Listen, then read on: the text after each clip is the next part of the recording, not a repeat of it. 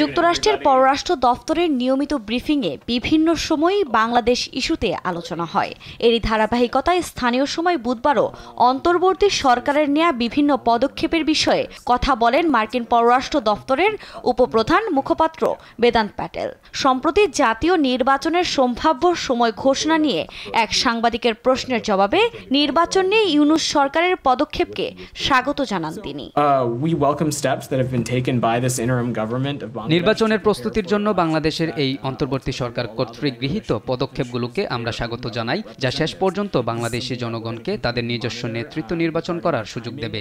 অবশ্যই এই পুরো প্রক্রিয়া জুড়ে আইনের শাসন, একইভাবে গণতান্ত্রিক মূলনীতির বাস্তবায়নকে আমরা উৎসাহিত করছি।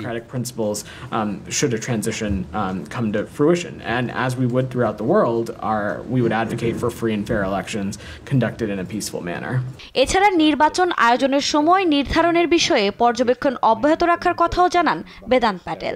ব্রিফিংয়ে বাংলাদেশের সংখ্যালঘুদের নিরাপত্তা ইস্যুতেও কথা বলেন তিনি।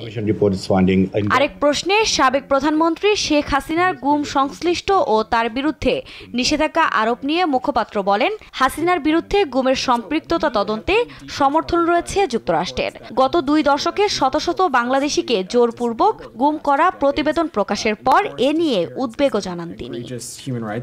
এদিকে নভেম্বরে G7 সম্মেলনে মার্কিন পররাষ্ট্রমন্ত্রী অ্যান্টনি ব্লিংকেনের সঙ্গে ভারতের পররাষ্ট্রমন্ত্রী এস শঙ্করের সবশেষ বৈঠকে কি আলোচনা হয়েছিল সে বিষয়ে জানতে চাওয়া হয়। জবাবে নানা ইস্যুতে আলোচনা হয়েছে বলে জানান বেদান্ত প্যাটেল। আফরিন মৌ, নিউজ ডেস্ক, দেশ টিভি।